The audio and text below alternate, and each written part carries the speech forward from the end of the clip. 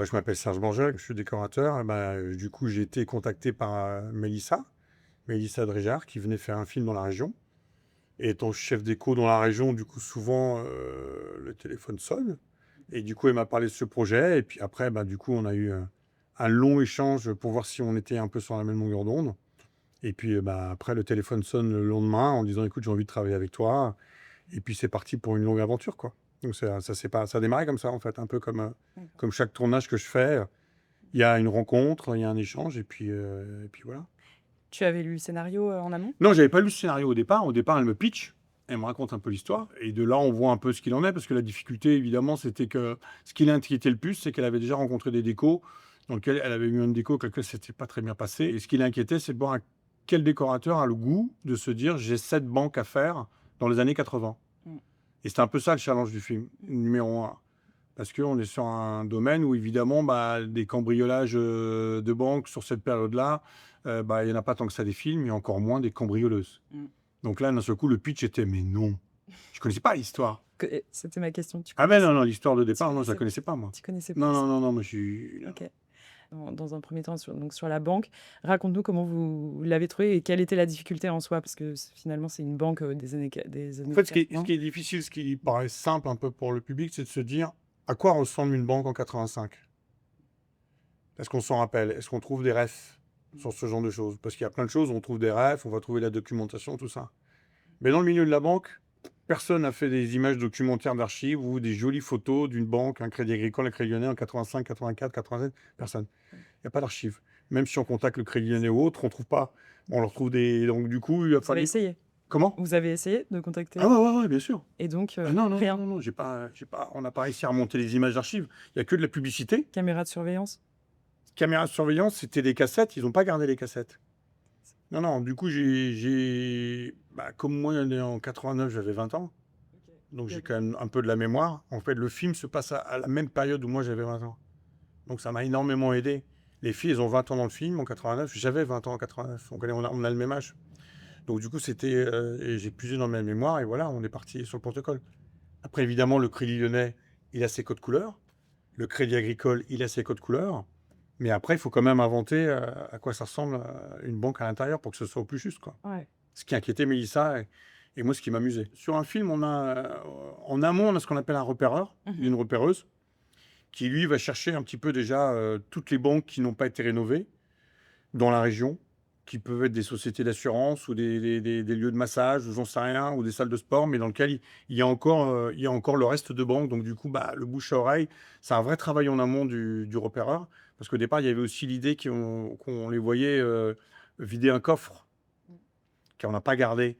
Donc du coup, bah, en cherchant dans la région, on s'est rendu compte, le repéreur a trouvé pas mal de banques qui existaient déjà, mais il y en avait pas mal qui étaient quand même, on va dire, ça faisait plus Banque de France, et ça faisait pas la petite banque autour de l'île sur la Sorgue. Donc nous, on voulait la petite banque de province. Donc dans ce repérage, il y a des endroits où c'était des anciennes banques qui n'ont pas encore été rénovées. Donc du coup, on les a transformées au Lucancien. Et les endroits qui sont pas du tout des banques, en fait. Il y a un endroit, c'est un endroit où on vend des prospectus pour la presse, qu'on a transformé en banque. Et là, on a tout transformé de A à Z. Dans ce que tu dis, j'ai l'impression il y a eu plusieurs, décors Ouais. Oui, pour il y a eu plusieurs plusieurs banques, banques, hein. pour Ouais. les 7 braquages, puisque c'était dans 7 banques différentes? Ouais, il y a des banques où des fois c'est juste ce qu'on appelle une vignette, c'est-à-dire qu'on les voit. L'idée, c'était pas de s'attarder sur le cambriolage en permanence. L'idée, c'est pas de montrer vraiment, un peu comme tous les films qui ont été faits, passer des heures dans le cambriolage et tout ça. C'était le souhait de Mélissa que ce soit un peu plus vif. Mmh. Mais ça n'empêche que il fallait quand même créer ces lieux de banque. Mmh. Donc voilà, donc on en a fait plusieurs. Et donc le repérage était important, donc combien de temps a duré le repérage et combien de temps en amont Le de repérage, il dure jusqu'à ce qu'on trouve. C'est-à-dire OK. que si le gars, on l'embauche 3 semaines et qu'en 3 semaines, on lui dit «Ouah, tout ce qu'on a trouvé, c'est génial, on va aller le voir», Ouais. c'est super, donc il s'arrête. Et si en dans le long, on se dit: «Il y a la moitié des choses qui nous plaisent» et l'autre moitié, bah, du coup, il continue à travailler, Ouais. ça, c'est vraiment, vraiment en amont, quoi. Ouais. Donc à partir de ça, avec Mélissa et le chef opérateur Stéphane Vallée, on réfléchit ensemble à ce qui nous plaît Mmh. et on se dit: «Bah, voilà, on en retient 3 et on va aller les voir». Mmh. Et quand on va les voir, on se rend compte si la mise en scène rentre, si en déco, il n'y a pas un boulot non plus gigantesque parce qu'on est tenu aussi à des contraintes financières. Et à un moment, on a mis notre dévolu Mmh. sur la banque, comment il s'appelle le village? Je crois que c'était Auriol. OK. où on s'est posé. Et là, sur la place, c'est là où il y avait une ancienne banque qui était fermée, qui allait être fermée pour faire un restaurant. Et là, on l'a transformé en look à 80. Et donc là, c'était le gros. Je crois que le film démarre par ça, à mon avis. Je suis pas sûr, mais c'est ce qu'elle voulait. Je l'ai pas vu, le Je film l'ai pas encore. vu, oui. Non, non, je l'ai pas vu. Et c'est ça qui me plaît. Ouais, ouais. Donc voilà. OK. Et donc il y a eu beaucoup de construction après? Ouais. C'est quoi les équipes, de constructeurs? Paul Maurice Blanc, un chef constructeur ami, qui est un mec génial. Bah, en l'occurrence, on va aller recouvrir toutes les parois du mur. Il y avait une grosse complication sur tous ces projets-là, c'est qu'en fait, toutes les banques années 80, elles avaient ce qu'on appelait des sas. Et trouver un sas, ça veut dire que quand on arrive, on sonne, on nous regarde à la caméra, on bip tut, on peut passer, on ouvre la porte, et là, on se retrouve coincé dans un sas. La caméra vous regarde, il faut attendre que le guichet du banquier décide, c'est bon, tu peux rentrer. Et là, on rentrait dans les banques. Parce qu'avant, dans les banques, il y avait plein de fric. L'argent était là. OK. Maintenant, il n'y a plus d'argent. Avant, il y avait des milliers de billets. Donc, du coup, dans les banques, il a fallu qu'on recrée des sas. Parce que dès qu'on visitait des lieux qui étaient des anciennes banques encore dans leur jus, il n'y avait plus de sas. Donc, il y a eu plein de choses comme ça. Donc, il y a la construction là-dessus. Puis après, il faut transformer les murs, habiller les murs, transformer les parois, construire des comptoirs, habiller des comptoirs. Enfin, faut tout recréer, quoi. Ouais, faut tout remettre. Faut tout recréer. Et ça a duré combien de temps? L'équipe construction, ils ont bossé 2 mois, tout cumulé. Nous, la déco, on a dû bosser une partie de mon équipe, on était un peu plus de 3 mois. OK. Voilà, après, il y a aussi une équipe de peinture, aussi, parce qu'une fois qu'on construit, après, il faut patiner, il faut peindre. Voilà, il y a une équipe de tout, quoi. Enfin, Ça représente combien de personnes, en tout, le tout? peut-être 25, OK. peut-être 30, on est monté. Parce qu'une fois qu'on a tout le monde, le peintre, à un moment, des fois, on prend des renforts, parce que pendant 4 jours, il faut 4 personnes en plus. Donc, il y a ce qu'on appelle les extras qui viennent bosser dans les moments où on a la bourre. On se rend compte que il y a tel décor et tel décor. Et là, on va pas y arriver. Le chef peintre dit bah vas-y, nous on a prévisionné, on prend du renfort, donc ça cumule un peu les gens. Donc il y a des gens qu'on voit pas très très longtemps sur le projet, mais qui font partie malgré tout de l'équipe déco, quoi. Bien sûr, ouais. Voilà. Ces 5 jeunes femmes qui ont quand même des parcours un peu différents. Elles viennent quand même de classes sociales un petit peu différentes les unes des autres. Et je Exactement. trouve que ça se sent beaucoup justement dans les intérieurs. Il y a quand même beaucoup d'intérieurs de maisons. Comment vous avez construit tous ces intérieurs de ces différentes Le décor principal, le repérant, il a trouvé une maison dans le village, je me rappelle plus parce que ça fait loin dans ma tête. Et cette maison, elle est à la vente. Donc il a cherché des maisons de famille qui sont dans la vente. Et donc du coup, on avait le fond d'une maison qui n'avait pas été rénovée. Donc on a eu une base. Et moi, de mon côté, du coup, j'ai trouvé l'endroit génial. Mélissa aussi. Et du coup, moi, ce que j'ai fait, j'ai demandé à mes équipes, on s'est mis en quête, je les ai lancés tout le monde sur le fait d'acheter des tapisseries des années 80 neuves sur le Bon Coin. Mais si possible, au moins 4 rouleaux. Sinon, j'en ai pas assez pour faire une chambre. Et de là, on avait plein de stocks de tapisseries qu'on a dépouillés partout sur le Bon Coin, pour vous cacher un peu, pour dire la réalité de ce qu'on fait. Ouais. Et de là, on a refait les vraies tapisseries, parce que les tapisseries d'époque, elles avaient aussi une particularité, c'est qu'elles étaient gaufrées. Elles étaient volumineuses. Donc en fait, on a recollé tout ça. Donc l'équipe de peintres qui sont aussi tapissiers, on a remis toutes ces tapisseries dessus, on a meublé, on a recréé vraiment toute notre époque. Et donc ça, c'était dans la maison de Mallory Valek. OK. Ouais. Ça, c'est la grande maison, le grand pavillon. Ouais. C'est ceux où on y tourne le plus. Là où on voit qu'il y a les billets qui sont dans le baril d'Homo. Ouais, OK. Ouais. Qu'il faut trouver aussi. Il faut trouver, il y a un collectionneur en France, il y a un mec, merci les fous d'exister. Il collectionne des barils d'Homo. Et grâce à des mecs comme ça, on a le baril d'Homo. Et nous, avec mon graphiste, on refabrique l'image du baril d'Homo, parce que l'image, elle a 50 ans, 40 ans, elle est fatiguée, de façon à ce qu'on réimprime le baril d'Homo neuf. Parce qu'en 89, c'est ce que j'explique à mon équipe, les objets qu'on va utiliser sont neufs ou récents.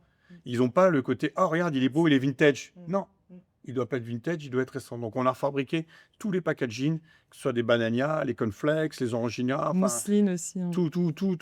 Donc, du coup, il y a un énorme travail de recherche de vrais objets d'époque et aussi de les remettre aussi dans une forme récente, neuve. Adéquate et récente. Et donc ça, c'est le travail de qui Régisseur d'extérieur. Régisseur d'extérieur. Il y a un régisseur d'extérieur et un infographiste. Le régisseur d'extérieur, c'est celui qui va trouver les objets, si possible, d'origine. OK. Et l'infographiste, c'est celui qui, du coup, va redonner vie à tous ces objets en le refabriquant en neuf. OK. Et après, on passe à un imprimeur. Et les 3e assistants s'occupent de recoller tout ça et de refaire les packaging. OK. Donc c'est un travail quand même assez important. De titan. Et justement, c'était une de mes questions, c'est qu'en fait, c'est On peut dire que c'est un film d'époque. J'ai énormément de gens de mon équipe qui sont nés après les années 2000. J'ai acheté ce que j'appelle ma Bible, à moi. J'ai acheté la Redoute, les 3.6 de 1985. Les 3 Suisses. Je l'ai posé sur le bureau et toute l'équipe feuilletait pour qu'ils comprennent qu'est-ce qu'il y avait dans les maisons Prolo en 89. C'est ce qu'on trouvait dans la Redoute et les 3.6 en 85. C'était la ref. Donc eux, ils regardaient ça, mais comme un livre d'époque. Oui, Pour voilà. donner une anecdote, ils regardaient par exemple des baskets à l'Inastase, ils disaient mais non, ça existait déjà. Et donc tu penses que c'était important que toi, tu sois un peu le témoin de cette époque pour, pouvoir, Non, faire le je pense pas, c'était juste du coup dans mon équipe, il y a des gens d'une génération de 40, il y a toutes les générations, il y en a qui ont 50, il y en a qui ont 40, il y en a qui ont 30, mais ça change pas. Si demain je fais un film au 18e, personne vivait à ce moment-là, il n'y a pas de Bible. Donc Mais là- on cherche dans sa mémoire ou dans les refs. Là, la ref que je voulais pour eux, pour qu'ils puissent s'instruire, se référer, on voit les tissus, on voit les vêtements, on voit tout, on voit des objets, et du coup ça donne un peu vraiment l'idée de ce à quoi on tend. Donc, pour tous ces gens-là, et moi aussi, on est un film d'époque. Ouais. 89, c'est Bah un oui, film d'époque. ouais. Il faut choisir aussi les voitures. Parce que je m'occupais de ça aussi, du coup, de faire le choix des voitures avec Mélissa. Ouais. Comment ça s'est passé cette partie-là? Bah, ouais, ça s'est passé que j'ai dit au régisseur qui s'occupe de trouver les voitures d'époque, j'ai dit, ben, pour telle scène, il serait bien de trouver une 205. Là, il s'est trouvé, je sais pas, une 504. Il s'est trouvé, voilà, trouver les modèles. Ah, j'ai ça. Bon, bah, c'est pas grave, ça là, ça le fait. Là, il faudra une Ford Fiesta. Voilà, une Super 5, la Renault 5. Voilà, on essaie un peu de la Golf. Voilà, toutes les voitures qu'on avait, et puis de les trouver sur les gars du Bon Coin qui collectionnent, qui les vendaient, et puis de les louer pour le tournage. Et voilà, on essaie d'être dans des trucs. Mélissa voulait faire un film près du peuple, qui montre un peu tous ces gens d'en bas, qui à un moment ont rêvé de s'en sortir. S'ils n'arrivent pas par le travail ou les études, qu'est-ce qui est possible pour eux? Et ces filles se sont dit, on n'est pas plus connes que d'autres, pourquoi on ne fait pas cambrioleuse? Et ils sont lancés dans le délire, on va se déguiser en homme et on va partir au cambriolage. Ça a été ça le délire. Donc c'est vraiment un film pour montrer qu'est-ce qu'on offre aux gens d'en bas pour s'en sortir. C'était le discours qu'elle a mis en avant tout du long. Il y a quand même, la moitié du film qui traite non plus des cambriolages, mais de la descente aux enfers. Et Mélissa, elle a tenu vraiment à être le plus près de la réalité. Et donc, on est allé aux Assises de Carpentras. Et donc, c'est exactement les mêmes parce qu'elle date du 18e. Et rien n'a bougé, sauf une chose hyper délicate parce qu'ils étaient d'accord pour qu'on tourne là-bas. Il a fallu un peu concorder les plannings parce qu'on ne peut pas faire ce qu'on veut, mais ils ont accepté. Elle voulait à tout prix tourner là-bas. C'est ce qu'on a fait. Mais la difficulté, c'est que l'endroit, je ne me rappelle plus des mots exacts, mais l'endroit des condamnés, des 5 protagonistes, bah maintenant c'est dans un bocal en verre. Chose qui à l'époque n'existait pas. Donc dans le film on le voit pas. Mais moi je me suis galéré la tête, il a fallu que je l'habille, que je vire tous les morceaux de verre et que j'habille de bois pour faire croire qu'en fait que ce truc-là n'existe plus. Ça a été un challenge Mais terrible. le verre a été enlevé. Mais oui, j'ai enlevé les verres et en fait, si jamais il y a des poteaux en bois autour de où ils sont assis, c'est juste ce qui reste, c'est des montants en fer, j'ai pas pu démonter, je les ai habillés de bois. C'est J'imagine. sécurisé, en fait, on a fait quelque chose que le spectateur verra jamais, mais pour nous, c'est un boulot monstrueux pour qu'on voit rien, en fait. Surtout qu'on les voit beaucoup justement dans ces plans, les 5 filles, assises. On a tourné 4 jours là, dans Ouais. ce décor. Ouais. Et ce passage, justement, c'est quand on arrive justement à ce jugement, voilà, il y avait un peu, c'est comment on amène ce jugement. En plus, il y a quand même aussi Anatomie d'une chute qui est sortie il n'y a pas très très longtemps. Donc il y avait des références qui fait que bah, du coup, fallait pas plagier ça, mais en même temps, bah, toute cette dramaturgie, il fallait la tenir. C'est tout le rôle de Mélissa. Et à Marseille, vous avez tourné où? On n'a pas beaucoup tourné dans Marseille. En fait, nous, souvent, quand une prod s'installe à Marseille pour un tournage, on va dire que tout ce qui est à 50 km autour de Marseille, c'est Marseille. Parce que dès le moment qu'on travaille autour de 50 km, on ne défraie pas l'équipe. Donc du coup, sur ce potentiel-là, pour faire ce film-là, on a vraiment tourné que dans les villages autour de Marseille. Très très peu dans Marseille. Parce que là, ça s'y prêtait pas, vu que tout s'est passé à l'Île-sur-la-Sorgue et dans les villages autour de l'Île-sur-la-Sorgue. Je pense qu'il devait y avoir 80% des gens d'équipe locale. Une super équipe. Comment ça s'est passé? C'est que Mélissa, en fait, voulait qu'il y ait une équipe locale, aussi pour, ce film qui Je raconte pense qu'il y l'histoire a du deux Sud, ou? logiques. Il y a une logique productive aussi. Parce que dès le moment qu'on prend des gens qui viennent d'ailleurs, que ce soit de Bordeaux, Lille ou Paris, souvent en l'occurrence, bah, il faut les défrayer, les gens, il faut les payer, c'est un coût. Et comme Marseille, maintenant, bah, ça a énormément changé. Moi, je suis arrivé il y a 22 ans ici, donc je vois bien un peu le delta, surtout que j'arrivais de Paris avant. Et du coup, bah, il y a énormément de techniciens de niveau national, vraiment très talentueux et très agréables professionnellement, quoi. Il y a une équipe qui a été montée avec un directeur de production local. Et c'est le choix de la production, mais beaucoup de films se fait comme ça maintenant. Il y en a de temps en temps qui prennent beaucoup d'une équipe parisienne. Ouais, encore. On va dire encore, de temps en temps, il y a encore un peu ce truc-là, mais c'est un peu ça, c'est calmé. Et tant mieux, puisque en fait, ça montre bien qu'on a aussi les compétences dans Moi, une j'ai région, toujours dit quoi. la même phrase, j'ai dit: «On peut avoir son oreiller n'importe où, on a autant de talent». Mmh. C'est pas parce que son oreiller est à Paris qu'on a plus de talent. Oui, c'est sûr. Ça, c'est vraiment un truc, alors là, ça fait 22 ans que je me bats pour dire que oui, je suis un chef déco qui habite pas à Paris et oui, je travaille partout et voilà, c'est comme ça. On n'a pas besoin d'être à Paris pour, Bah, justement, ça fait bien la transition sur, ce que vous avez fait auparavant. Parlez-nous un peu de votre parcours en tant que chef déco. moi, j'ai commencé à 24 ans, un peu par hasard, de ce métier. J'étais musicien et du coup, je vivais de la musique, mais chichement, mais ça m'amusait et puis un jour, on m'a appelé pour me demander un coup de main pour un montage pour L'Oréal. Je suis allé donner un coup de main et puis je me suis retrouvé à être dans l'événementiel et puis à rentrer dans le cinéma. Bah, j'ai fait tous les postes, je commençais stagiaire et puis du coup, bah, j'ai vite grandi dans le cinéma et puis je suis arrivé à Marseille en 2002. Puis en 2003, on m'a proposé mon premier film en chef déco, qui était Jean-Marc Barr, qui co-réalisait avec Pascal Arnold, un dogme qui s'appelle Chacun sa nuit. Et on m'a proposé de faire chef déco, puis c'était parti, ça fait 22 ans et OK. la vie, c'est une porte s'est ouverte et les choses m'ont souri. Mmh. Ça s'est fait sur le tas, voilà. Mais, Et quel a été le film que vous avez préféré, sur le plan de la déco? Que vous avez bah, dans d'autres il y a projets, une quoi? série on n'en a pas trop parlé parce que j'ai fait une série internationale américaine il n'y a pas très longtemps qui était à Cannes, ça s'appelle Cannes Confidentiel. Et là, pour le coup, c'était vraiment, vraiment très, très intéressant parce qu'il y avait un gros, gros budget. C'est prod américaine, il s'est pas sorti en France. Et là, on s'est éclaté. On a passé quasiment 9 mois à Cannes avec le partenariat avec la ville.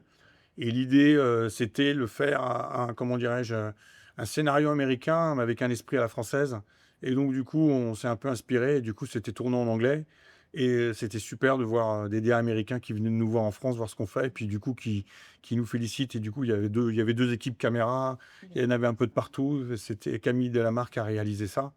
Et là, franchement, on a mis la barre assez haut dans le fait d'être libre et de s'éclater et de sortir des standards français. Et peut-être pour finir, est-ce que vous aimeriez travailler avec un réal ou une réal, est-ce que vous êtes déjà posé la Bah, question? Spielberg me connaît pas.